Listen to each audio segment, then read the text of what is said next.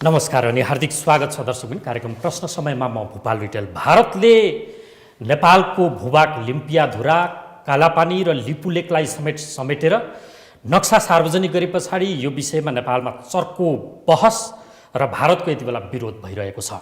यतिसम्म कि प्रधानमन्त्री केपी शर्मा ओलीले अर्थात् सरकारले पहिलो पटक सर्वपक्षीय बैठक आह्वान गरेर सम्पूर्ण नेपालीहरूको यो नेपालको राष्ट्रियतामाथि अथवा सार्वभौम सत्तामाथिको एउटै स्वर हुने निचोड सहितको बैठक बसेको जानकारी प्राप्त भएको छ। र त्यो बैठकमा सहभागी नेताहरूले कालापानीबाट भारतीय फौज फिर्ता हुनुपर्ने र नेपाली भूमि अतिक्रमित गरेको भारतसँग समस्या सुल्झाउनका लागि कर्मचारी स्तरको होइन राजनीतिक स्तरकै संयन्त्र बनाउनु पर्ने सम्मका छलफलहरू चलेको बताइएको छ। र यो विवाद किन बढेको होला? खासमा अहिले लिम्पियाधुराको विवाद अहिले मात्र आयो या विगतदेखिको थियो? कालापानी र लिपुलेकको विवाद यो किसिमले सतहमा किन प्रकट भयो? 4-5 वर्ष अगाडि पनि यही किसिमले लिपुलेकको विवाद बाहिर सार्वजनिक भएको थियो। 1962 देखि नै त्यो क्षेत्र विवादित भनिन्छ, तर यो बेला यति उत्कर्षमा पुग्नुपर्ने कारण किन भनौँ आदि इत्यादि विषय र सीमा समस्या समाधानका लागि के हामी युद्ध गर्न सक्छौँ या कूटनीतिक माध्यम या अन्य कुनै विकल्प छन्, यी र यस्तै सन्दर्भ जोडेर आज हामी संवाद गर्दैछौँ। यो संवादका लागि हामीसँग हुनुहुन्छ सीमाविद रतन भण्डारी, यसैगरी हामीसँग हुनुहुन्छ नेपाल कम्युनिस्ट पार्टी नेकपाका युवा नेता सूर्य थापा, नमस्कार, र हामीसँग हुनुहुन्छ नेपाली काङ्ग्रेसकी नेत्री डाक्टर डिला सङ्गरोला। स्वागत छ यहरू तिनैजनालाई। सुरुवातमा रतन भण्डारीज्यू तपाईँबाट गरौँ। यो लिम्पियाधुरा, लिपुलेक र कालापानीको विवाद, यसको पृष्ठभूमि अलिकति बताइदिनुहोस् न सुरुमा। अब यसको पृष्ठभूमि हेर्दाखेरि सन् 1816 भन्दा अगाडि नेपालको सिमाना अहिलेको महाकाली थिएन, त्यो बेलाको नेपालको सिमाना काँगडासम्म थियो। सन् 1814 देखि 16 सम्मको जुन 2 वर्ष युद्ध भयो अङ्ग्रेजसँग, त्यो युद्धपछि भएको नेगोसिएसनले हाम्रो पश्चिमी सीमा चाहिँ महाकाली नदीमा ल्याएर सीमित गरियो, काली नदीमा। र त्यसपछि सन् 1816 मार्च 4 का दिन सुगौली सन्धिमा हस्ताक्षर भयो। त्यो सन्धिलाई चाहिँ नेपाल सरकारले 1816 के भन्छ डिसेम्बरमा भएको 1815, 1816 मार्च 4 का दिन चाहिँ त्यसलाई इन्डोर्स गर्ने काम भयो। त्यो सन्धिको धारा 5 मा के प्रष्ट रूपमा भनिएको छ भने नेपालका श्री 5 महाराजाधिराज तथा निजका उत्तराधिकारीले काली नदीदेखि पश्चिमको भूभाग परित्याग गर्नेछन् भनेर त्यसमा भनिएको छ। अब यसको अर्थ के भयो भने नेपालको पश्चिमी सीमा महाकाली भयो र त्यो महाकालीदेखि पश्चिमको भूभाग मात्रै नेपालले परित्याग गरेको अवस्था भयो। यसले के पनि जनाउँछ भने नेपाल चाहिँ यो सिङ्गै नेपालको हो भन्ने अर्थ पनि यसले देखाउँछ। किनभने महाकाली नदीलाई सीमा मान्ने त भनियो, तर पश्चिमको भूभाग मात्रै परित्याग गर्ने भनेपछि पश्चिमी किनारासम्म महाकाली हो भन्ने एक थरी तर्क त्यो पनि छ। र यो भइसकेपछि अब महाकालीलाई सीमा निर्धारण गरिसकेपछि अब महाकाली पूर्वको सबै गाउँहरू त नेपालको भयो। यसको यो यो महाकाली के भन्छ सुगौली सन्धिलाई आधार मान्दाखेरि जस्तो यसको सिरानीमा रहेको ब्यास उपत्यकादेखि त्यो बेला चुरेसम्म चाहिँ नेपालको त्यो सिमाना चाहिँ महाकाली भयो। 1816 को सुगौली सन्धि अनुसार एउटा यो हजुर विवाद सुरु कहिलेबाट भयो म भन्दैछु। त्यसपछि ब्रिटिस इन्डियाले नक्साङ्कन पनि गर्यो, सीमाङ्कन पनि गर्यो, नक्साहरू पनि बनायो। 1816 देखि तपाईँले 1856 सम्मको नक्सा हेर्नुभयो भने महाकाली नदीको मुहानदेखि पुछारसम्मको त्यसमा नक्सा दिएको छ र लिम्पियाधुराबाट उद्गमित नदीलाई चाहिँ महाकाली भनिएको छ यो ब्रिटिस इन्डियाको नक्सामा। र त्यसपछि भइदियो के भने 1856 पछि चाहिँ ब्रिटिस इन्डियाले त्यो लिम्पियाधुराबाट निस्किने नदीलाई चाहिँ काली नभनेर कुटियाङ्ती भन्न थाल्यो र लिपुलेकबाट निस्किने नदीलाई चाहिँ उसले काली भन्न थाल्यो र विवादको सुरुवात त्यहाँबाट भएको हो 1856 पछि। 56 पछि भनेपछि वास्तविक काली नदी चाहिँ हजुर लिपुलेकबाट निस्केको हो या लिम्पियाधुराबाट निस्केको? वास्तविक काली नदी लिम्पियाधुराबाट निस्केको हो। त्यसको त्यसका थुप्रै ऐतिहासिक तथ्य प्रमाण हामीसँग वैज्ञानिक कारणहरू पनि छन्। जस्तो पहिलो म तथ्य यहाँहरूलाई पेश गरौँ। पहिलो तथ्य हो तत्कालीन इस्ट इन्डिया कम्पनीले 1816 देखि 1856 सम्म 40 वर्ष भनौँ नक्साहरू, ती नक्साहरू हामीले काउन्ट गर्दाखेरि 12 वटा नक्सा त्यस्तो हामीले प्राप्त गरेका छौँ र ती नक्साहरू मैले मेरो पुस्तकमा पनि समावेश गरेको छु। दोस्रो, त्यति बेला हाम्रो कुमाउँको प्रशासक हुनुहुन्थ्यो त्यो बेला चौतरिया वंशाह, बम शाह अब हाम्रो सुगोली सन्धि भइसकेर हामीले त्यो भूभाग परित्याग गरेपछि उहाँ डोटीमा आएर बस्नुभयो। त्यो बेला डोटीको मुकाम चाहिँ डडेलधुरामा थियो र डडेलधुरामा बम शाहको मुकाम कायम भइसकेपछि बम शाहले के दाबी गर्नुभयो भने त्यो हाम्रो महाकाली बेसिनको सम्पूर्ण भूभाग नेपालको हो। खास गरी त्यो बेला ब्यास गोर्खा जुन ब्यास परगन्ना भनेर चिनिन्थ्यो त्यो बेला त्यहाँका भोटिया जमिनदार भनेर त्यो पत्राचारमा उल्लेख छ। एउटा पत्राचारको म कुरा गर्दैछु। ती जमिनदारहरूले थोरै असन्तुष्टि व्यक्त गरे भएर त्यो रिपोर्ट चाहिँ बम शाह कहाँ पुगेको र त्यो विषयमा ब्रिटिसहरूसँग छलफल हुँदाखेरि ब्रिटिस कमिसनरले कुमाऊको कमिसनरले त्यो बेला काठमाडौँ रेसिडेन्टलाई लेखेका ऐतिहासिक पत्र 1800 छन्। त्यो पत्रमा प्रष्ट रूपमा के भनिएको छ भने महाकाली नदीदेखि पूर्वका अझ त्यसमा काली नदी भनिएको छ। काली नदी पूर्वका ब्यास परगन्नाका कुटी नाभी गुन्जी तीनवटै गाउँ नेपालतिरका हुन्। बम शाहलाई सरेन्डर गर्नु भनेर अङ्ग्रेजीमा सरेन्डर भन्ने शब्द त्यसमा पारिएको छ। दोस्रो प्रमाण है।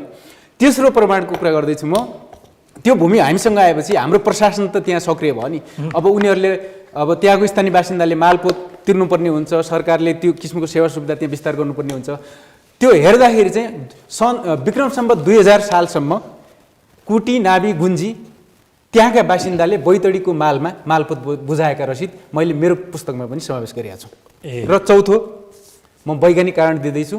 त्यो भनेको जल विज्ञानको आधार मानिन्छ। कुन नदी मूल नदी, कुन नदी सहायक नदी। यो आधारको यसलाई आधार मान्दाखेरि चाहिँ जस्तो ठुलो पानीको मात्रा भएको नदी, लामो भएर बग्ने नदी र त्यसले ओगडिने जलाधारलाई आधार मानिन्छ।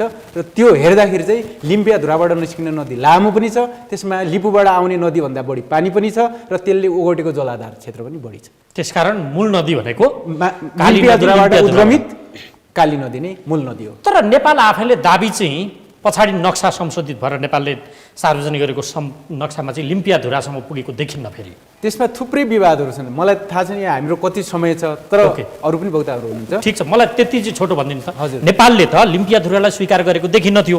आफैले सार्वजनिक गरेको नक्सामा कालापानी लिपुलेकसम्म मात्रै पुगेको छ। त्योभन्दा 30 किलोमिटर परको लिम्पियाधुरा नेपालले समेटेको छैन। अब यो कुरा चाहिँ यहाँले सोध्नुपर्ने एकजना कुनै सरकारी अधिकारी, त्यो त म अहिले सोधौँला यो किन त्यस्तो भयो। अब यसमा 30 किलोमिटर पर अहिले नेपालले दाबी गर्नुपर्ने कारण यसमा के भयो भने जति बेला नेपालको नक्सा बन्यो त्यो बेला नेपालसँग नक्सा बनाउने दक्ष प्राविधिकहरू नै थिएन। हाम्रो नक्सा सम्पूर्ण नक्सा बनाएको भनेको सर्वे अफ इन्डियाले हो। पछि नापी विभाग स्थापित भइसकेपछि नापी विभागले बनाएको पहिलो नक्सा सन् 1975 मा हो। र 1975 मा नापी विभागले नक्सा बनाइसकेपछि त्यो विभागका कर्मचारी त्यहाँ गएर त्यो स्थलगत सर्वे, तपाईँको हवाई फोटोग्राफी आदि इत्यादिका आधारमा त्यो नक्सा तयार गरेको होइन। त्यो नक्सा कसरी तयार गर्यो भने ब्रिटिसहरूले अर्थात् सर्वे अफ इन्डियाले जे नक्सा बनायो त्यसलाई आधार मानेर नक्सा बनाउने एउटा प्रयास हुँदाखेरि चाहिँ यो त्रुटिपूर्ण नक्सा नापी अहिलेको विवाद यो नेपालीमा जुन रूपले बाहिर आएको छ नि भारतको चर्को विरोध गर्दै लिम्पियाधुरालाई पनि समेटेर बढ्ता छ भनेको यो नबुझेर भइरहेको छ होइन, यो बुझेर भइराखेको। हस्, तपाईँसँग के बेर्माउँछु। सूर्य थापा, तपाईँ सत्तारूढ नेपाल कम्युनिस्ट पार्टीको एउटा नेता पनि केन्द्रीय सदस्य पनि हुनुहुन्छ। दाबी गर्नुपर्ने परिस्थिति नेपाललाई किन आयो? विगतमा 1975 को नक्सा पहिलोपटक नेपालले सार्वजनिक गर्दा लिम्पियाधुरा छँदै थिएन नेपालको दाबीमा। अहिले त्यो समेत क्षेत्रलाई समेटेर यो किसिमको विवाद यो किन? यसका केही ऐतिहासिक पक्षहरू रतनजीले भन्नुभयो, म ती दोहोऱ्याउन चाहन्न। कालापानीमा भारतीय सेना रहेको छ यो तथ्य कहिले सार्वजनिक भयो भन्ने बिन्दुबाट नेपाली जनमत चाहिँ यसबारे जानकार रहँदै आएको छ। त्यो कहिलेबाट भन्ने कुरामा म अलिकति प्रकाश पार्न चाहन्छु। खास गरी महाकाली सन्धि अनुमोदनका सन्दर्भमा नेपालमा जुन एउटा महाविवाद सिर्जना भयो त्यसको उद्गम स्थल त्यो यसको चाहिँ जलाधार क्षेत्रदेखि महाकाली नदीको अवस्थिति र दुई देशबीचको सिमाना लगायतका विषयमा नेपाली जनताका बीचमा धेरै हदसम्म बहस त्यही बिन्दुबाट चल्यो। त्यो भनेको 53-54 को समय नै हो। 53-54-56 को समयमा बढी त्यसबारेमा जानकारी भयो। त्यतिखेर नै अध्ययनहरू भए। म यहाँ दार्चुलाका प्रेमसिंह धामीजी जो अहिले हाम्रो बिचमा हुनुहुन्न, उहाँलाई विशेष धन्यवाद दिन चाहन्छु, सम्झन चाहन्छु। पहिलो पटक कालापानी नेपालको भूभागमा भारतीय सेना बसेको छ, नेपालको सीमा मिचिएको छ, नेपालको सीमा अतिक्रमण भएको विषयमा नेपालको संसद बोल्नुपर्छ, राजनीतिक दलहरू बोल्नुपर्छ। महाकाली सन्धि अनुमोदनको सन्दर्भमा यो विषय नेतृत्वको जानकारीको विषय, सरकारको विषय र निर्णयको विषय बन्नुपर्छ भनेर उहाँले विषय उठान गर्नुभयो। र म अर्को महत्त्वपूर्ण कुरा भन्न चाहन्छु। त्यति बेला, अहिले त नेकपा एमाले छैन, त्यतिखेर नेकपा एमालेको संसदीय दलले एउटा कार्यदल गठन गर्यो। हाल प्रधानमन्त्री हुनुहुन्छ केपी शर्मा ओली, उहाँको संयोजकत्वमा बनाएको त्यही कार्यदलले, त्यसमा प्रेमसिंह धामी पनि हुनुहुन्थ्यो, उर्वादत्त पन्त पनि हुनुहुन्थ्यो, अरू धेरै नेताहरू हुनुहुन्थ्यो, सीमाका विज्ञहरू पनि हुनुहुन्थ्यो। त्यो कार्यदलले पहिलोचोटि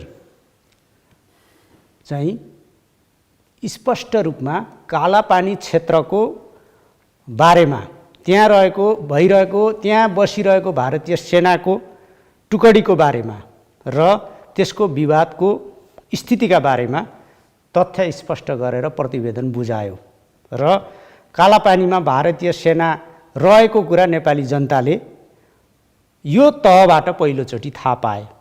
म यो कुरा चाहिँ यहाँहरूको बिचमा राख्न चाहन्छु।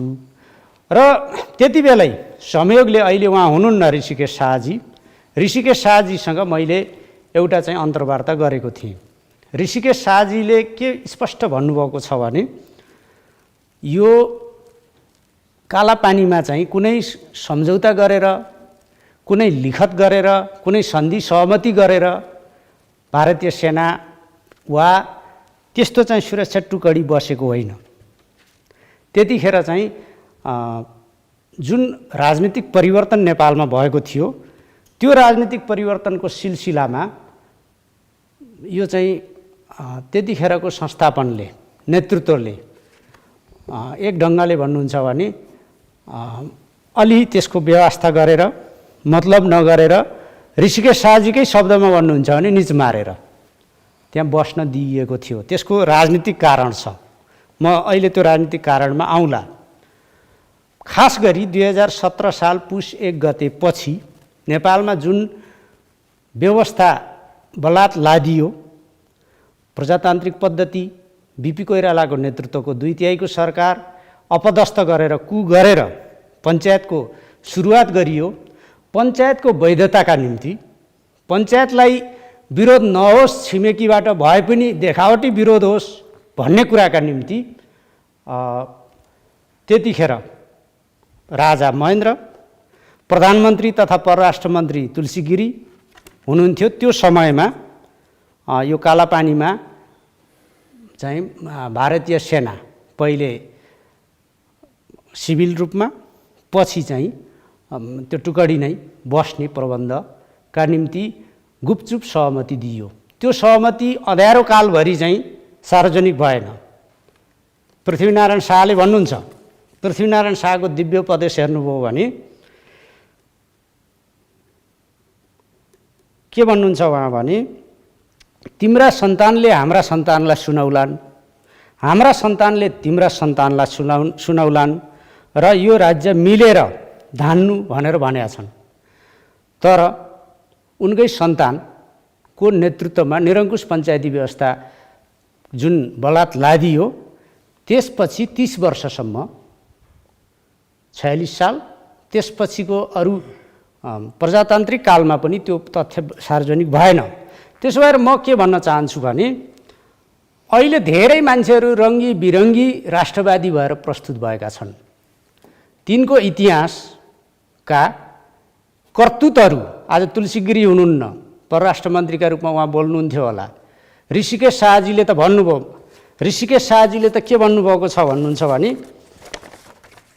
उहाँले चाहिँ प्रष्ट भन्नुभएको छ, उहाँ परराष्ट्र मन्त्री हुनुहुन्थेन, यसबारेमा गोप्य रूपमा कुनै कागजपत्र भए जस्तो मलाई लाग्दैन। त्यतिखेर राजा महेन्द्र वैभक्षण थियो, म मन्त्रीमण्डलमा थिएँ तर परराष्ट्र मन्त्री होइन।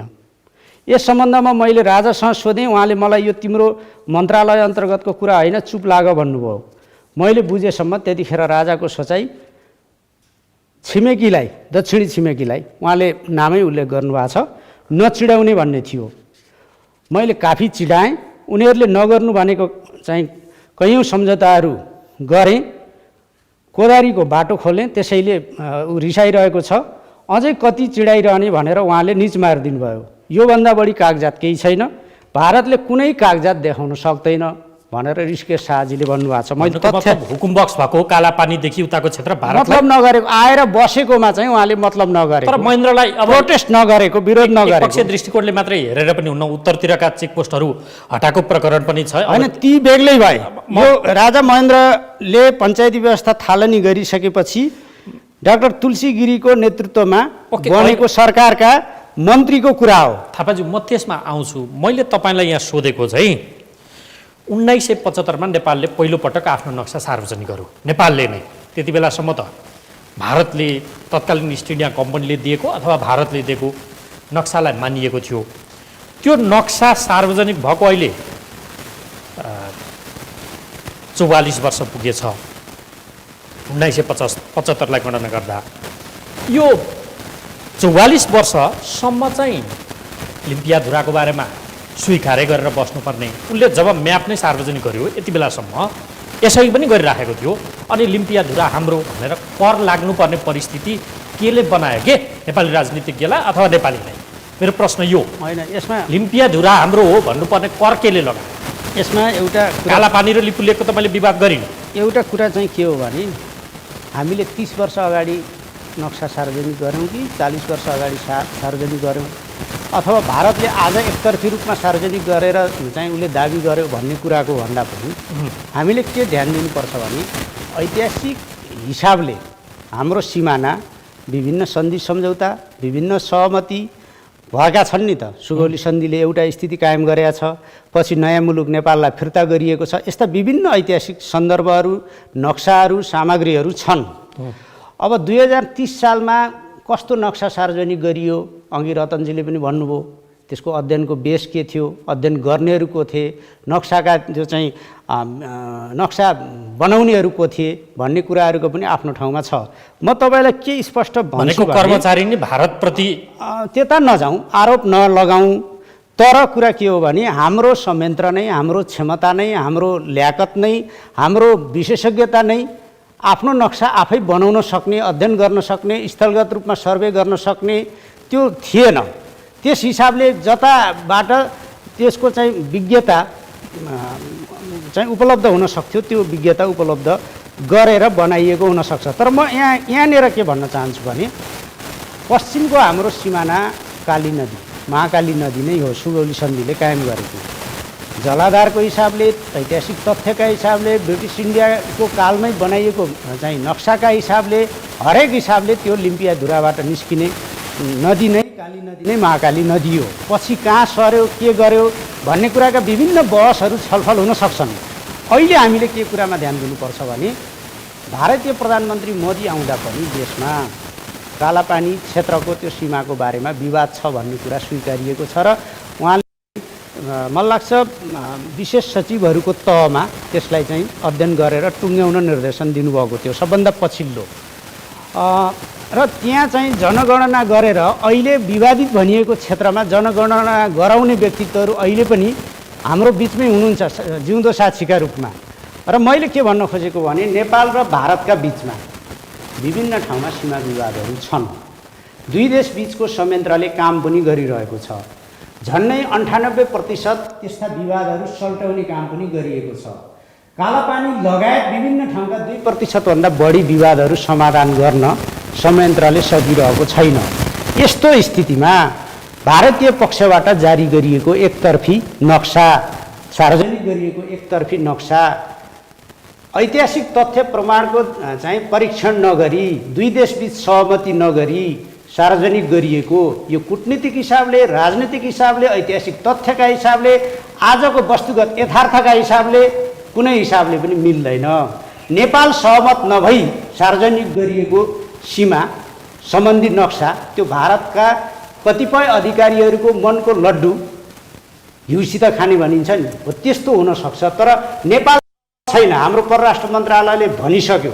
परराष्ट्र मन्त्रालयको तपाईँले विज्ञप्ति हेर्नुभयो भने एकतर्फी रूपमा सार्वजनिक गरिएको नक्सा हामीलाई स्वीकार्य तर छैन। आणविक हिसाबले त्यति धेरै शक्तिशाली छिमेकीसँग यो किसिमको पंगा खोज्न सकिन्छ? अनि यसमा यस्तो कुरा हो, सीमा, सार्वभौम सत्ता, सामर्थ्य यो ठुलो र सानोले निर्धारण गर्ने होइन, ऐतिहासिक तथ्यले, त्यसका आधारमा चाहिँ स्वीकार गरिने सहमतिले नै निर्धारण गर्ने हो। तपाईँ तथ्यभन्दा बाहिर गएर बाहुबलका आधारमा सीमा निर्धारण भएको हिसाबले चाहिँ समस्याको समाधान गर्न खोज्नुभयो भने बाहुबलका आधारमा चाहिँ यो निर्धारण हुने कुरा होइन। अहिले हामीले चाहिँ यसलाई कूटनीतिक रूपमा, राजनीतिक तहमा गर्नुपर्छ। म यहीँनिर एउटा कुरा भन्न चाहन्छु, नेपाल र चीनबीच सीमा क्षेत्रको बारेमा विवाद थियो नि त, सगरमाथा नै कसको हो भन्ने विवाद थियो। त्यो चाहिँ राजनीतिक तहमा छलफल भयो। नेपालका प्रधानमन्त्री बीपी कोइराला चीन जानुभयो, प्रधानमन्त्री चाउ एन लाईसँग संवाद भयो, छलफल भयो र अध्यक्ष माओको उपस्थितिमा के सहमति भयो भने उत्तरी पानी ढलो चीनको, दक्षिणी पानी ढलो नेपालको र चुचुरो साझा, यस हिसाबले सहमति भयो। बीपी कोइरालाले त्यो सुल्झाएर आउनुभयो। चीनसँगको सहमति राजनीतिक तहमा यही तरिकाले चाहिँ ऐतिहासिक तथ्य, प्रमाण, नक्सा, सन्धि, सम्झौताहरूका आधारमा हामीले यो टुङ्ग्याउनुपर्छ। नेपालको 1 इन्च जमिन पनि बलियो छिमेकीका आधारमा चाहिँ हामीले लियौँ भन्ने खालको कुरा गर्ने स्थिति स्वीकार्य हुन सक्दैन। नेपालीहरूले हिजो चाहिँ अङ्ग्रेजको कालमा लडाइँ भयो होला, म अस्ति भर्खर चाहिँ कालापानी पुगेर आएँ, बलभद्र कुँवरको नेतृत्वमा लडिएको त्यो ठाउँ पनि हेरेँ मैले, पश्चिमका धेरै ठाउँहरू चाहिँ हेरेर आएँ। तर अहिले हाम्रो चाहिँ सामर्थ्यले, हाम्रो सहमतिले, खास गरी नेपाल अङ्ग्रेज युद्धपछि भएको सम्झौताले, सन्धिले जुन सहमति कायम भएको छ, हाम्रो सीमा, हाम्रो चाहिँ नेपालको सीमा त्यही हो, त्यही अन्तर्गत हामी अगाडि बढ्ने हो। र अहिले लिम्पुया धुरा हो कि होइन भन्ने बहस आज सिर्जना भएको बहस होइन। यसमा दाबी अनेक हुन सक्छन्, छिमेकीले पनि भ्रममा परेर दाबी गर्न सक्छन् र अर्को चाहिँ स्ट्राटेजिक बिन्दुका रूपमा त्यो रहेको छ। तपाईँले 72 सालको एउटा चीन र भारत बिचको त्यसमा म आउँछु, सहमति खण्डमा आउँछु, म तपाईँसँग केही बेरमा आउँछु। म माननीय डाक्टर दिला सङ्ग्रौला तपाईँसँग आउँछु। उहाँले दिएको जवाफका आधारमा टेकेर तपाईँलाई प्रश्न म यो राख्छु। 2017 पछाडि त 30 वर्ष पञ्चायत लादियो, पञ्चायत सकिएर प्रजातन्त्र पुनर्स्थापना भएकै अरू 30 वर्ष भएछ आजको दिनमा कुरा गर्दा। यो 30 वर्ष सीमा सल्टाउनका लागि तपाईँहरू पटक पटक सरकारमा जानु, कम्युनिस्ट पनि गए, गर्नुभयो के त? आखिर नेपाल आमाको छातीमा बुट बजार्नु पर्ने परिस्थिति भारतले बनिन्छ अब? एकदम राम्रो जायज प्रश्न। अहिले नेपालको अस्मिता, स्वाभिमान, आफ्नो सीमा, भूमि माथि आक्रमण भएको छ, यो अविभाज्य छ। यसको लागि अहिले तपाईँले भने छ सर्वपक्षीय बैठक पनि बसिरहेछ। जहाँसम्म धेरै कुराको प्रश्न आछ, सीमाविदले पनि केही कुरा राखिसक्नु भएको छ। यस सन्दर्भमा चाहिँ पहिलो चाहिँ मेरो धारणा के छ भने जो लिम्पियाधुरा, लिपुलेक र कालापानी नेपालको अविभाज्य भूमि हो हैन। यो अविभाज्य भूमिलाई नेपालकालाई पनि नसोधेर, प्रमाण छन् नि त हाम्रा हैन, दस्तावेज छन्, नापी भएका छन्, जनगणना भएका छन्, यो कुरालाई नसोधेर भारत सरकारले एकलौटी रूपमा त्यो नक्सा प्रदर्शन गरेछ। यसले गर्दा चाहिँ हाम्रो स्वाभिमानमाथि, हाम्रो सार्वभौमसत्तामाथि, हाम्रो राष्ट्रियतामाथि आँचा छ। तर यो प्रश्न, यो समस्या किन आयो त हैन? यो धेरै भयो। नेपालले यो आफ्नो नक्सा प्रदर्शन गरेको पनि त करिब 44 वर्ष भइसक्यो हैन? किन आयो, किन हामी पछाडि पर्यौँ भन्ने कुराको प्रश्न पनि सोध्नु भएको छ।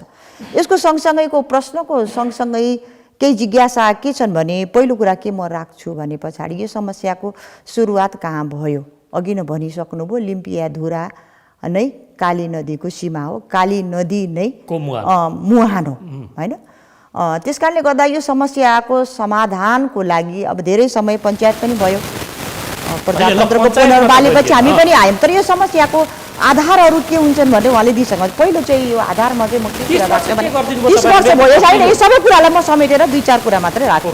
पहिलो कुरा चाहिँ 1816 को सुगौली सन्धि, इस्ट इन्डिया कम्पनी र नेपाल बिच हैन, त्यसको सीमा चाहिँ काली नदी, लिम्पियाधुरा नै हो नि त, त्यही नै थियो। त्यस पछाडिको राणा शासनकाल, त्यसपछि पञ्चायतकाल, यो सबै हुँदा जब चाहिँ चीन र चाहिँ भारत बीच युद्ध भयो, युद्ध भइसके पछाडि चाहिँ यो लिपु लेक, यो कालापानी त्यसलाई प्रयोग गर्न चाहिँ तत्कालीन अघि नै उठाइसक्नुभयो, तत्कालीन जसले शासन सत्ता ल्याए मुलुकले तिनलाई प्रयोग गर्न दिए। भारतको मनोबल बढ्दै आएपछि उसले अतिक्रमण बनाउँदै गयो। अतिक्रमण बनाउँदै गइसके पछाडि जब चाहिँ भारतले त्यहाँ चाहिँ आफ्नो फौज सिमानामा पनि राख्यो कालापानी र लिपु लेकमा, हैन? त्यहाँदेखि त बढ्दै आयो नि समस्या, हैन? त्यो समस्या बढ्दै आए पछाडि धेरै पटक मैले अध्ययन दस्तावेज हेर्दै गर्दा पनि 2007 देखि 2014 सम्म दुवै देशबीच उच्च स्तरीय, सचिव स्तरीय, मन्त्री स्तरीय वार्ता टोली पनि गठन भयो, परराष्ट्र स्तरीय। त्यो वार्ता टोलीको एकचोटि पनि बैठक नबसेर त्यतिकै सकिए, हैन? त्यो बढ्दै गर्दाको समस्या जनगणना पनि 2018 मा भएको छ। अर्को कुरा तत्कालीन त भर्खर लेटेस्ट कुरा हो नि त, जब चाहिँ चीनको बेजिङमा अहिलेका राष्ट्रपति सी जिनपिङ र भारतका प्रधानमन्त्री नरेन्द्र मोदीले जुन लिपु लेक व्यापारिक नाकाको रूपमा प्रयोग गर्ने भने एकतर्फी निर्णय गरे नि त, गरे कि गरेन नि त? त्यो निर्णय गरिसके पछाडि 2072 को कुरा हो, जुन आदरणीय सुशील कोइराला प्रधानमन्त्री हुनुहुन्थ्यो, हैन? परराष्ट्र मन्त्री मार्फत सीमाविदलाई बोलाएर यो बारेमा चाहिँ छलफल चलाउने भन्ने वार्ता पनि त्यही बेला पनि भएको छ, हैन? अघिल्लो कुरा उहाँले पनि उठाउनु भयो भने कमी कमजोरी भएका छन्। जुन बेला सगरमाथाको पनि त विवाद थियो नि त, बीपी कोइराला जानुभएको थियो नि त, हैन? चीन जाँदा यो सगरमाथा हाम्रो भनेर आउनु भएको थियो कि।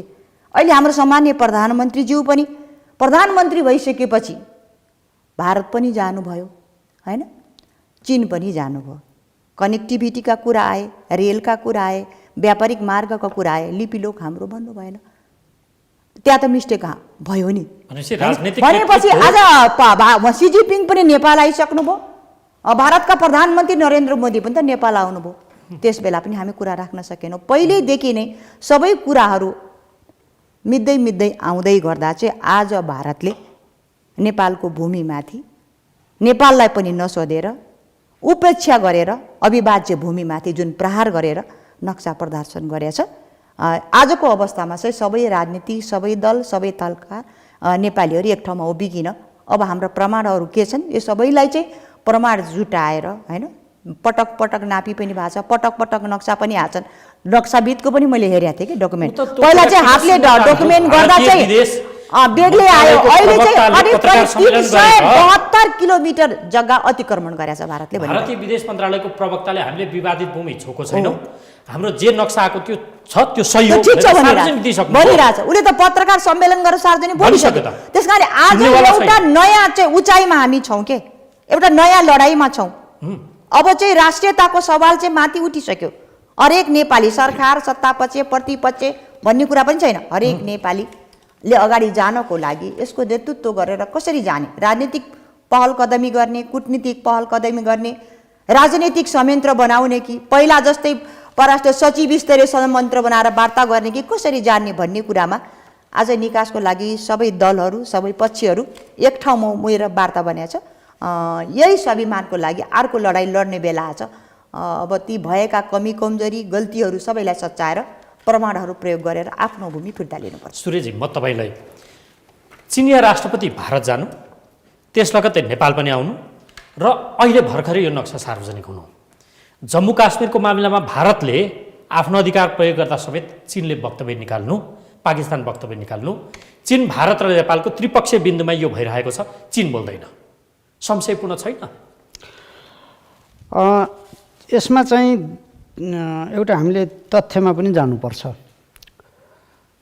चीनको राजनीतिक नेतृत्व तहबाट खास गरी राष्ट्रपतिको भ्रमणका सन्दर्भमा राष्ट्रपतिको उपस्थितिमा भारत र चीन बीच चाहिँ लिपु लेकको त्यो व्यापारिक नाकाका सन्दर्भमा 72 सालमा जुन सम्झौता चाहिँ सहमति भएको छ त्यो गलत भएको छ भनेर त्यतिखेर पनि कुरा उठिएको छ। सुन्नुहोस् न, कुरा यसमा तथ्य उजागर गर्ने, उठाउने, भएका कमीहरू हटाउँदै जाने, त्यसमा कूटनीतिक तहमा छलफल गर्ने, विभिन्न तहका संयन्त्र छन्। संयुक्त चाहिँ सीमा सम्बन्धी कार्यदल छ, ती चाहिँ ठाउँहरूमा छलफल गर्दै अगाडि बढ्ने र त्यसले राजनीतिक तहको चाहिँ छलफल र निर्णयको विषयवस्तु बन्ने आफ्नै खालका प्रक्रिया छन् नि। आज चाहिँ भारतले त्यो नक्सा एकतर्फी रूपमा सार्वजनिक नगरेको भए स्थिति के थियो भने मैले अघि पनि भने 2% सीमा विवाद जो दुई देशका बिचमा जुन छ त्यसैमा यो विषयमा छलफल भएको थियो र यो आपसी छलफलबाट टुङ्ग्याउने ऐतिहासिक तथ्यहरूमा जाने भन्ने थियो। हामीले गर्न सक्ने कुरा राख्ने उठाउने त्यति मात्रै होइन, त्यति मात्रै होइन, त्यति मात्रै होइन। अनि डोकलाममा अहिले सडक बनाउन खोज्दाखेरि भुटानको तो पनि अहिले दोकलाम के हामी जम्मू काश्मीर आजाद जम्मू काश्मीर जस्तो युक्रेनबाट हामी त्यो अवस्थामा हो? होइन, त्यो अलि फरक स्थिति हो। यो चाहिँ सीमा विवादको स्थिति हो। क्रिमिया चाहिँ एक हिसाबले भन्नुहुन्छ भने निलेको स्थिति हो। म चाहिँ के भन्दैछु भने यो आजको समस्या होइन, हिजोका गल्ती सच्याउने प्रक्रिया कसरी जाने तपाईँ भन्नु। आधिकारिक दस्तावेजमा उसको आइसक्यो त्यो केही फरक पर्दैन। उसले सार्वजनिक गरेको कुरो उसका लागि त्यो विषय होला। नेपालको चाहिँ परराष्ट्र मन्त्रालयले त्यो एकतर्फी रूपमा सार्वजनिक गरेको नक्सा हामीलाई मान्य छैन, हामी मान्दैनौँ भनिसक्यो। अघि उहाँले भन्नुभयो नि भारतीय विदेश मन्त्रालयमा प्रवक्ताले पत्रकार सम्मेलन गर्यो, उसले आफ्ना कुरा भन्यो। हाम्रो चाहिँ परराष्ट्र मन्त्रालयले आफ्नो कुरो भनेको छ, त्यो विवादित विषय छ। अन्तर्राष्ट्रिय मूल्य मान्यताहरू छन्, हामीले चाहिँ कुरा के हो भने अब नयाँ तरिकाले जानु पर्छ। हामीले चाहिँ तथ्यका आधारमा ऐतिहासिक प्रमाणका आधारमा हामीले आफ्ना कुराहरू राख्ने र दुई देश बीच नै सहमति गरेर यो सीमा विवाद टुङ्ग्याउने हाम्रो पहिलो प्राथमिकता। सम्माननीय प्रधानमन्त्रीले सर्वपक्षीय छलफल सीमाविदहरू, विशेषज्ञहरू, जिउँदा प्रमाणहरू, विभिन्न राजनीतिक दलहरू पहिलो पटक सीमासँग सम्बन्धित विषयमा मधेस केन्द्रित दलका नेताहरू सहितको यो चाहिँ छलफल आयोजना गर्नुभयो। यति लामो छलफल आज चाहिँ बालुवाटारमा उहाँले आयोजना गर्नुभएको छ। नेपालको इतिहासमै सीमा विवादसँग सम्बन्धित भएर सर्वपक्षीय चाहिँ उपस्थितिमा यो छलफल गरिएको पहिलो पटक हो। विगतमा यस्तो कहिल्यै भएको थिएन। विगतमा थुप्रै पटक चाहिँ लक्ष्मणपुर बाँधका कुरा, विभिन्न ठाउँका कुरा आए, महाकालीका अरू ठाउँहरूका पनि कुरा आए, तर यस्तो कहिले भएको थिएन। आज हामीले चाहिँ त्यही त राष्ट्रलाई एकताबद्ध गरेर आफ्ना ऐतिहासिक तथ्य प्रमाणहरू सहित आफ्नो चाहिँ पहिला त स्ट्यान्ड क्लियर गर्नु पर्यो नि। हाम्रै नेतृत्वका बिचमा पनि कतिले लिपुलेख, कतिले लिम्पुयाधुरा, कतिले के भन्ने गरेका पनि समस्याहरू छन्। त्यसो भएर पहिलो कुरा प्रधानमन्त्रीले राष्ट्रको एउटा अडान, एउटा चाहिँ मत, एउटा दृष्टिकोण बनाउने कुराका निम्ति पहल गर्नुभयो। एउटा नक्सा सार्वजनिक हो, हामी चाहिँ बचकना ढङ्गले अर्को नक्सा सार्वजनिक गरिदिउँ त्यो होइन। यो चाहिँ सीमा सम्बन्धी दुई देशबीचको संयन्त्रबाट नटुङ्गिएर विवादित भएको हुनाले यसलाई अब राजनीतिक तहमा चाहिँ छलफल गर्ने, दुई देशको चाहिँ सरकारको माथिल्लो तहसँग यसलाई चाहिँ छलफल गरेर टुङ्ग्याउनुपर्छ र यो कूटनीतिक तहले ऐतिहासिक प्रमाणका आधारमा टुङ्ग्याएर यो चाहिँ सीमा विवाद अन्त्य गर्नु। म सानो कुरा थपेर अनि हाम्रो सीमाविदका म सानो कुरा मात्रै थप्न खोजेँ। उहाँको कुरा पनि मैले सुने, थापाजीको होइन, उहाँको कुरा पनि सबभन्दा पहिला आजको आवश्यकतालाई औलाएर चाहिँ यो नेपाल र भारतको सीमाको लम्बाइ कति हो त क्लियर भएन नि त। उसले वेबसाइटमा आफ्नो वेबसाइटमा आफू राखेछ होइन, हाम्रो वेबसाइटमा कति हो त। जस्तो चीन र नेपालको त क्लियर छ नि त होइन, कति लम्बाइ सीमा हो त्यो चाहिँ अहिलेसम्म क्लियर भएन। भारतले एकतर्फी रूपमा राख्यो। पहिला हाम्रो सीमाको लम्बाइ कति हो त्यो क्लियर पहिलो होइन। दोस्रो उहाँले भने जस्तो अब हामी नक्सा उसले ल्यायो, हाम्रो भने नक्सा प्रदर्शन गर्ने केटाकेटीको लडाइँ हो, त्यो लडाइँमा जानु हुँदैन। दोस्रो हामीले के गर्नु पर्यो भने हाम्रा पनि प्रमाण छन्, इस्ट इन्डिया कम्पनीदेखि जनगणनादेखि बार भएका नक्सादेखि सारा प्रमाणहरू छन् होइन। अब काली नदी अर्कैलाई काली नदी बनाएर उसले पर 30 किलोमिटर ओह्रालेर काली नदी अर्कैलाई मानिकन उसले निकालेको छ। त्यस कारण सबै प्रमाणहरू पनि पेश गर्नु पर्यो।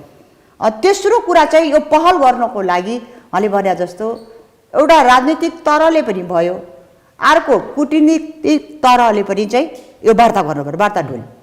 एउटा राजनीति भए नभए दबाब हुने रहेनछ। किनभने मन्त्री स्तरीय सचिव स्तरीय उच्च वार्ता टोली गठन हुँदा एकचोटि पनि बैठक नबसी सकिने हो त?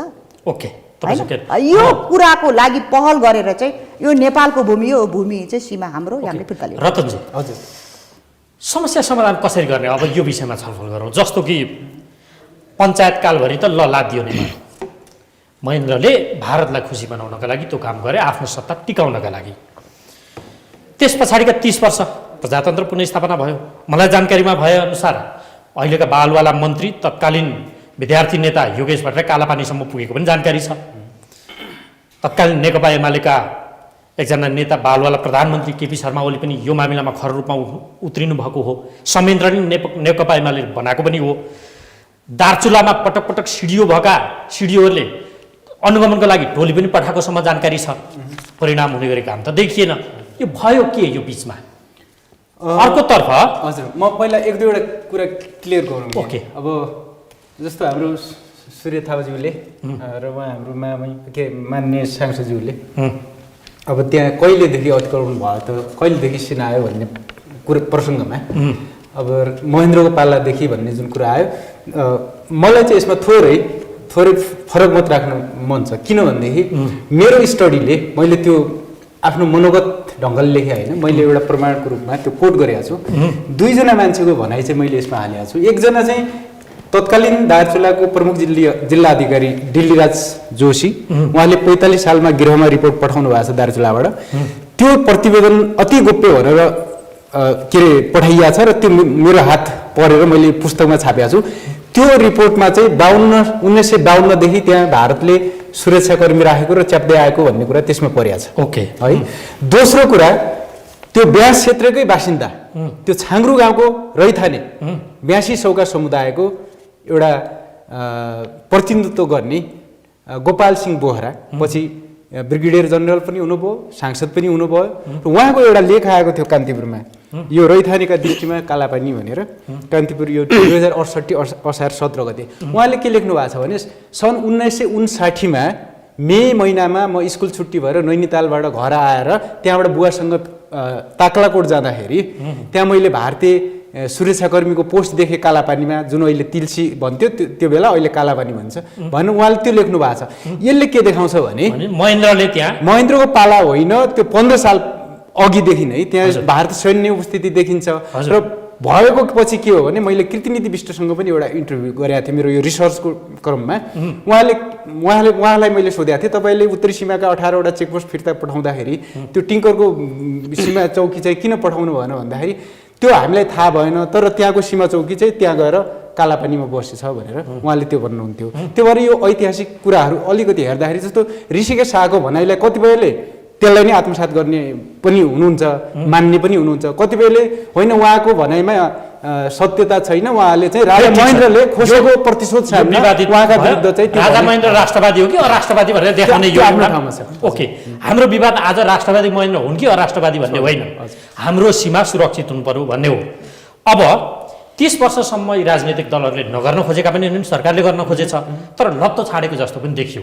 तपाईँको अध्ययनले के देखाउँछ? यो बिचमा प्रयास नभए होइन, जस्तो अघि हाम्रो थापाजीले भन्नुभयो, हाम्रो के अरे दार्चुलाबाट प्रतिनिधित्व गर्ने प्रेमसिंह धामीज्यू, उहाँलाई म पनि सम्झन चाहन्छु। उहाँले यो इस्युलाई चाहिँ सदनमा ल्याएर एउटा राष्ट्रिय बहसको मुद्दा बनाउनु भयो। तर त्योभन्दा अगाडि म फेरि यसको अर्थ पञ्चायत समर्थक र राजा समर्थक होइन, पञ्चायत कालमा नगेन्द्र प्रसाद रिजालको मन्त्रीमण्डलमा त्यही 82 सौका समुदायको प्रतिनिधित्व गर्ने र समग्र दार्चुला जिल्लाको प्रतिनिधित्व गर्दै सांसद, त्यो बेलाको राष्ट्रिय पञ्चायतको सदस्य बहादुर सिंह एतवाल वन सहायक मन्त्री बन्नुभएको थियो। उहाँ वन सहायक मन्त्री बनेको 2 महिनामा एउटा सरकारी टोली कालापानीको स्थलगत अध्ययनमा पठाउने काम भएको थियो। त्यो 30 सालको कुरा हो र त्यो 30 सालको परराष्ट्र र गृह मन्त्रालयको रिपोर्ट मैले यो पुस्तकमा छापेको छु। त्यो रिपोर्टमा पनि के भनिएको छ भने, त्यहाँ सीमा अतिक्रमण भएको छ र यसलाई चाहिँ समाधानका दिशातिर लैजानुपर्छ भन्दाखेरि पछि बहादुर सिंह एतवाललाई भारत प्रवेश र भारतीय बाटो भएर ब्यास क्षेत्र जान आवाजावतमा प्रतिबन्ध लगाएको थियो भारतले। त्यसपछि यो इस्यु उठेको कहिले हो भने टनकपुर सन्धि भयो 2048 सालमा।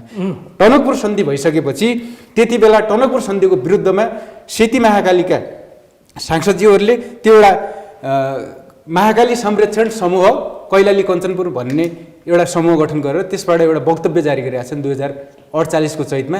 त्यो बेला चाहिँ कालापानीमा सीमा अतिक्रमण भएको छ र त्यहाँ भारतीय सेना बसिएको छ, त्यसलाई हटाउनुपर्छ भन्ने शब्द त्यसमा परिएको छ। पछि यो मुद्दालाई दोहोरो गरिकन संसदमा उठाएको चाहिँ 51 सालपछि प्रेमसिंह दामीले हो। हजुर।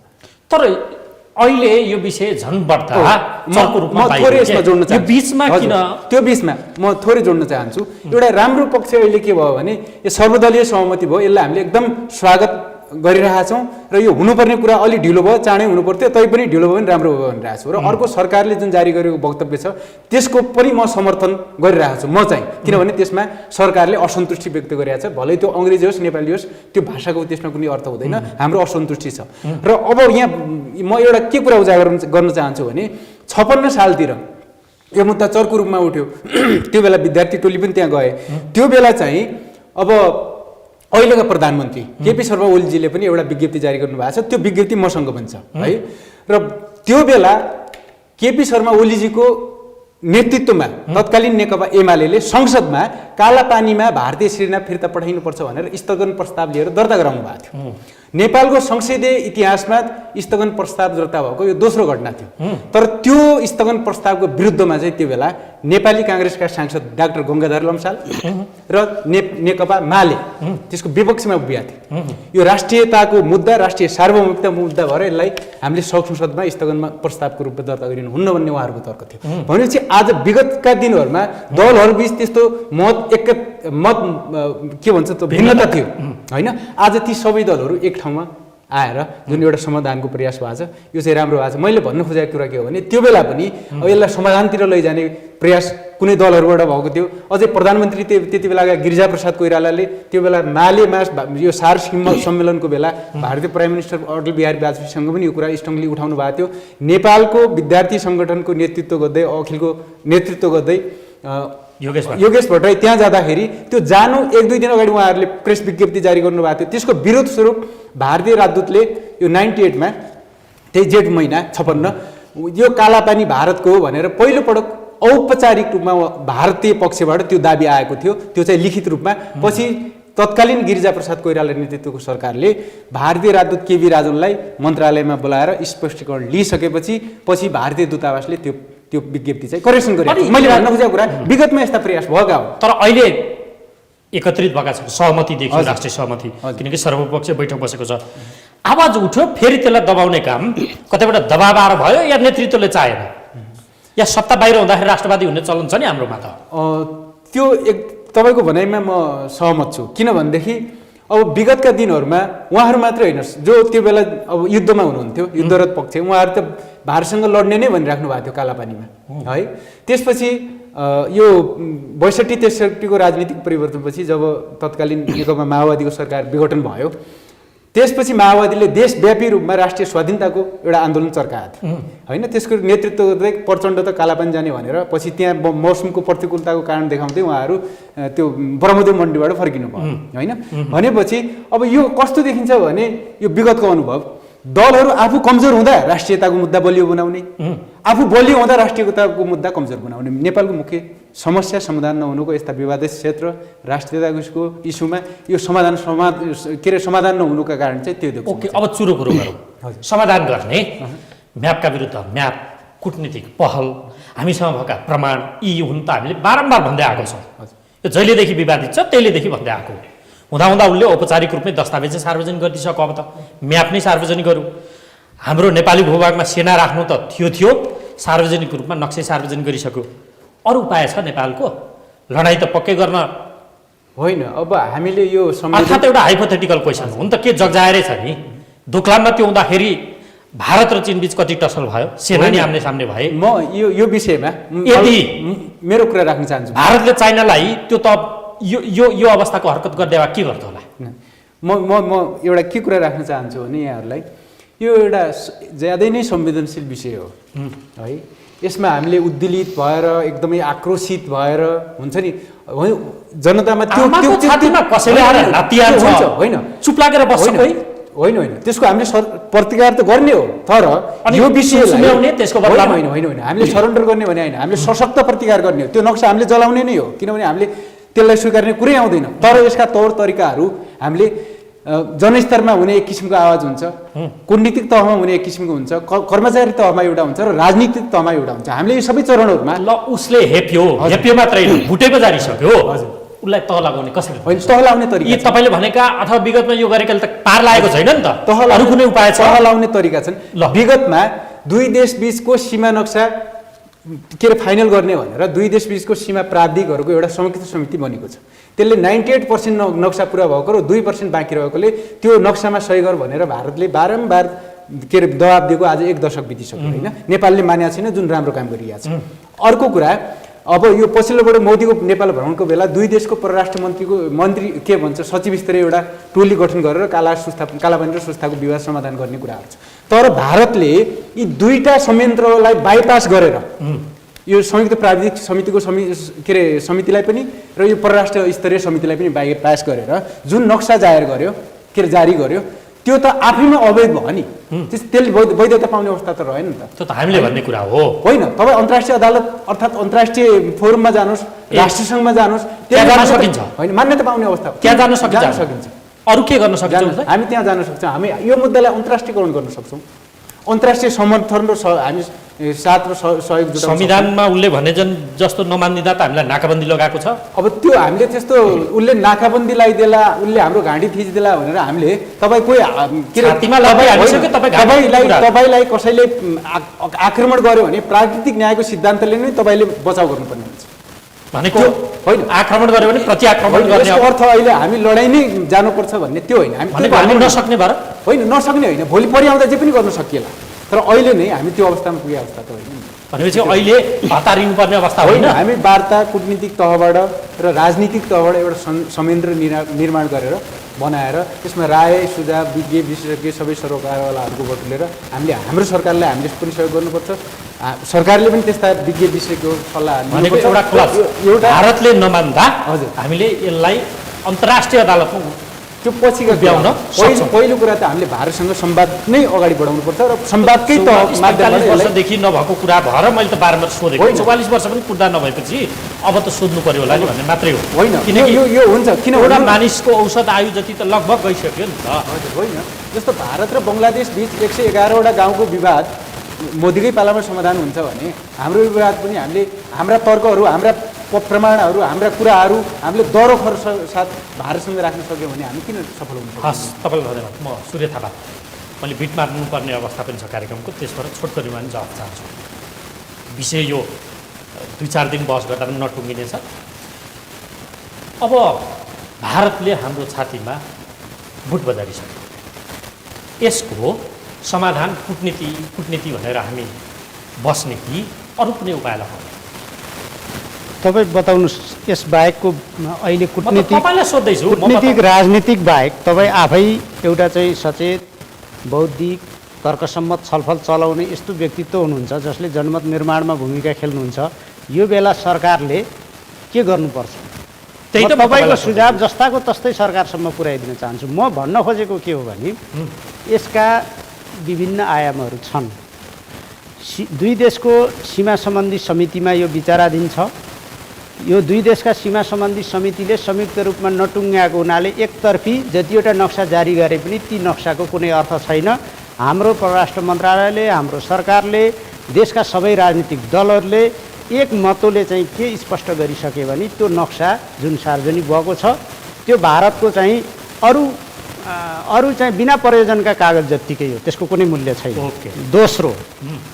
दोस्रो स्वतःस्फूर्त रूपमा नेपाली जनमतले जुन रियाक्सन गरिरहेको छ, जनताको तहबाट जुन संवेदनशीलता प्रदर्शन भएको छ, युवा विद्यार्थीहरू सबैले यसका प्रति जुन खालको रियाक्सन प्रदर्शन गरिरहेका छन्, यो स्वतःस्फूर्त रूपमा आफ्नो माटोलाई, आफ्नो सीमालाई, आफ्नो मातृभूमिलाई माया गर्नेहरूको एउटा चाहिँ स्वतःस्फूर्त प्रदर्शन हो। यो आफ्नो ढङ्गले अगाडि बढ्छ नै।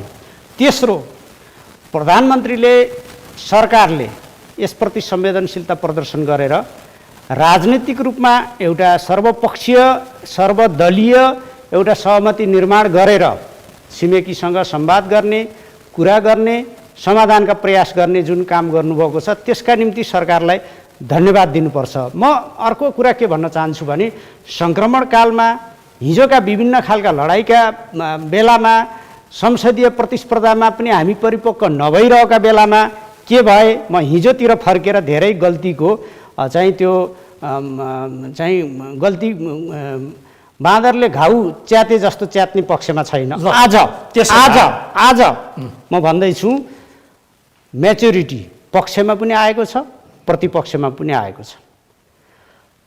प्रतिपक्षी दलका नेताले पनि त्यही स्तरको चिन्ता र चासो राख्नुभएको छ, प्रधानमन्त्रीले पनि त्यही ढङ्गको चिन्ता चासो र पहल लिनुभएको छ। अब यसले के गर्छ भने हिजो कति वर्ष, म 45 वर्ष भएँ, 44 सालदेखिको विवाद यहाँ जारी छ। उहाँले अघि अलिकति चर्चा गर्नुभयो, हिजो कहाँ कहाँ कुराहरू उठे, म त्यो सबै प्राज्ञिक हिसाबले भनिरहेको छैन। प्रेमसिंह धामी राष्ट्रिय सभामा आएपछि 48 पछि नै यो विषयले राष्ट्रिय रूपमा चाहिँ एउटा यसको चाहिँ जुन गुरुत्व सृजना भयो, त्यसपछि चाहिँ यो विवादले ध्यानाकर्षण गरेको हो। काठमाडौँलाई कालापानी किन दुख्दैन भनेर जनमत बनाउने उहाँले नै गर्नुभएको। अरू विभिन्न व्यक्तित्वहरूका योगदान छन्। तपाईँलाई म भन्न चाहन्छु, पहिला डडेलधुरा जिल्ला अन्तर्गत पर्ने यो दार्चुलाको नेपाली बस्तीबाट आवागमनको पछिसम्म पनि भारतीय भूमि भएर काठमाडौँ आउनुपर्ने यो अवस्थाहरू थियो। अहिले त हाम्रो आफ्नै भूमिबाट बाटो त्यो कनेक्टिभिटी बनेको छ। र म के भन्न चाहन्छु भने अहिले हामीले आफ्नो क्षमतालाई सुदृढ गर्दै दुई देशको बीचको सीमा सम्बन्धी कार्यदलमा पनि त्यसलाई तथ्य प्रमाणले आधार प्रदान गर्ने कामहरू गर्दै मूलत राजनीतिक नेतृत्वले सरकारले भारतसँग कुरा गर्ने, आज नेपालभित्र यो नक्साका कारणले सिर्जना भएको आक्रोशलाई मध्यनजर गरेर त्यो शक्ति र बलमा चाहिँ संवाद गर्ने। यसमा चाहिँ चीनलाई पनि, खास गरी 72 सालपछि चीन पनि यो सीमा, खास गरी कालापानी क्षेत्रको सीमा विवादका सन्दर्भमा चीन पनि जोडिएर आएको।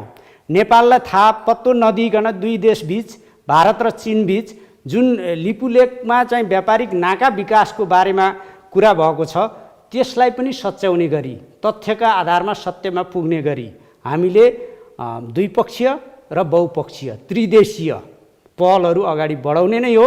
यसमा धेरै उत्ताउला कुरा गरेर हामीले चाहिँ परिस्थितिलाई भड्काउने काम गरेर मात्रै केही छैन, त्यसले केही परिणाम दिन्न। मार्च प्रदर्शन गर्ने त्यो विद्यार्थीहरूले, युवाहरूले गर्न सक्छन्, विभिन्न खालको हुन सक्छन्। कतिपयले चाहिँ एकदम भावनात्मक कुरा गरेर मानव युद्ध लडिहाल्नुपर्छ, बलभद्र लडे, भक्ति थापा लडे, अमरसिंह थापा लडे भने जस्तो कुरा गरेको पनि पाइन्छ। आज युद्धको मोर्चा बदलिएको छ। हिजो सङ्गीनको मोर्चा निर्णायक थियो एकीकरण काल र पछि अङ्ग्रेजसँगको लडाइँको बेलामा। आज युद्धको मोर्चा, निर्णायकको मोर्चा भनेको बढी चाहिँ कूटनीतिक नै हो। त्यसमा द्विपक्षीय नेपाल र भारत बीच, त्रिपक्षीय चीनसँग र अन्तर्राष्ट्रिय फोरममा पनि यस सन्दर्भमा कुरा गर्नुपर्छ। मलाई लाग्छ भारत चाहिँ निकै संवेदनशील भएर यो 2% सीमा विवादलाई अविलम्ब टुङ्ग्याउनका निम्ति तथ्य र प्रमाणका आधारमा हामीलाई 1 इन्च जमिन चाहिएको छैन र 1 इन्च जमिन लिन पनि दिँदैन। ओके, अन्तिम प्रश्न तपाईँलाई। अब हामीमा परिपक्वता आयो, तपाईँले भनेकै कुरा मानौँ, किनकि बलियो सरकार पनि छ, स्थायी सरकार पनि छ, प्रतिपक्ष सबै पक्ष अहिले एक भएका छन् राष्ट्रियताको मामिलामा। त्यो अवैध भारतीय सुरक्षा फौज पनि हट्छ त कालापानीबाट? त्यसो भए यसमा तपाईँले एउटा अलि दीर्घकालीन पर्सपेक्टिभबाट हेर्नुपर्छ भन्ने लाग्छ। छोटोमा जवाब दिनु। भनेको के हो भन्नुहुन्छ भने आज नेपालको सामर्थ्यलाई, विकासको स्थितिलाई, यो विभिन्न चिजलाई हेरेर एकतर्फी रूपमा हामीले नक्सा सार्वजनिक गरिदिए नेपाल चाहिँ बाध्य हुन्छ भन्ने ढङ्गको जुन प्रदर्शन गरिएको छ व्यवहार, मैले सोधेको खेदजनक छ। अवैध भारतीय सुरक्षा म भन्न चाहन्छु सरकारको पहल कदमीले नेपालको सीमा इतिहासदेखि नै जुन कायम छ तथ्य प्रमाणले, त्यहाँ कायम गर्ने कुरामै हुन्छ। आजको सरकारले त्यो कुरामा कुनै अनुचित सम्झौता गर्दैन। हिजोका कुराहरूलाई, गलत कुराहरूलाई, एकतर्फी कुराहरूलाई कुनै मान्यता दिन्न र हाम्रो सीमा कायम गर्ने, भारतीय फौज हटाउने कुरामा नेपाल सरकार लाग्छ, दृढ छ। हस्, तपाईँलाई धन्यवाद। डाक्टर डिला, अन्त्यमा समस्या समाधानको उपाय कुटनीति बाहेक अरू केही सुझाउनुहुन्छ कि त्यही हो? छोटोमा एउटा छोटो मात्र भन्छु। पहिला चाहिँ यो कुटनीति तहर हो, वार्ता नै हो, होइन? पहिलो चाहिँ नेपाली काङ्ग्रेस प्रतिपक्षी दल हाम्रो वक्तव्य जारी गरेर हाम्रो चाहिँ पार्टी सभापतिजीले नेपालस्थित भारतीय राजदूतसँग वार्ता पनि गरिसक्नुभयो, तपाईँ सुनिरहनु भएको छ होइन। र त्यसपछि विभिन्न दृष्टिकोण र स्वतः रूपमा चाहिँ जनताले गरेको नेपालको भूमि सीमा माथिको आक्रमणमाथि एउटा वातावरण बनेर आज चाहिँ सर्वपक्षीय वार्ता बलात्कार भइरहेछ होइन। अब कसरी जाने भन्ने समस्या र चुनौती हाम्रो समक्ष पनि छ। समस्याको चुनौती पहिलो मैले भने जस्तो चाहिँ पहिला चाहिँ द्विपक्षीय वार्ता हो। सरकार छ नि त होइन, दुई तिहाईको पनि छ, संसदमा पनि कुरा अनि मैले तिनवटा कुरा अस्ति तपाईँले मेरो हेर्नु पनि भयो होला, मैले तिनवटा कुरा राखेको थिएँ आज वातावरण भनेर। पहिलो चाहिँ मैले के राखेको थिएँ भने पछाडि सबभन्दा पहिला चाहिँ सर्वपक्षीय वार्ता भनेको थिएँ, त्यो वार्ता हुँदैछ। दोस्रो मैले के भनेको थिएँ भने संसद बन्द छ, तत्काल चाहिँ संसदको चाहिँ अधिवेशन बोलाउनु पर्यो। ओके, तेस्रो होइन। तेस्रो मैले के भनेको थिएँ भनेपछि यो राजनीतिक, यो पहिला पनि भयो नि त, कुटनीतिक राजनीतिक भन्यौँ होइन। यो वार्ता गर्ने चाहिँ सचिव स्तरीय टोली मात्रै बने, त्यसले पनि हुने रहेछ। राजनीतिक तहले पनि कुटनीतिक तहले पनि चाहिँ यसको समाधानको लागि चाहिँ वार्ता गर्नुपर्छ। तेस्रो पक्ष अर्को चाहिँ दोस्रो पक्ष के छ भने त्यो भयो। तेस्रो भनेको त चीन पनि मिला देखियो नि त होइन। लिपुलेखलाई व्यापारिक नाका रूपमा उपयोग गर्ने, नेपाललाई नसोध्ने, नेपालको भूमि प्रयोग गर्ने भने त्यो हेपिया हो नि त, हडप्न खोजिया हो नि त। त्रिपक्षीय वार्ता पनि हुनुपर्छ। अब यति सबै गर्दा पनि समाधान भएन भने त अन्तर्राष्ट्रिय मूल्य र मान्यता अनुसार पनि त लड्नु पर्यो नि त। हामीमा त बुट त बजारिसक्यो, राष्ट्रियतामाथि त आक्रमण भइसक्यो, स्वाभिमानमाथि आक्रमण भइसक्यो। त्यस कारण यो हामीले भनेर हुँदैन, नेपाली जनता आफै आउँछन्। त्यस कारण त्यो स्थिति छ, यो समाधानमा जानुपर्छ। र चाहिँ यो हाम्रो नेपाली भूमिमाथि, नेपाली माटोमाथि एकलौटी रूपमा भारतले नक्सा प्रदर्शन गर्ने अधिकार छैन। हस्, समय दिनुभयो, तपाईँहरूलाई धेरै धेरै धन्यवाद। हस्, धन्यवाद। र आदरणीय दर्शकहरू, आजको कार्यक्रमको निर्धारित समय सकिएको छ। नेपाली भूमि अतिक्रमण गरिएको क्षेत्रलाई समेत औपचारिकता दिने गरी भारतले नक्सा सार्वजनिक गरे पछाडि उत्पन्न राजनैतिक, त्यसको सर्वसाधारण स्तरमा परेको प्रभाव समेतलाई जोडेर आज हामीले संवाद गऱ्यौँ। कसरी समाधान गर्न सकिएला सीमा विवाद। अर्को अङ्कमा अर्को विषयवस्तुका साथ तपाईँ हाम्रो भेट हुने नै छ। आजलाई हामीलाई बिदा दिनुहोस्। नमस्कार।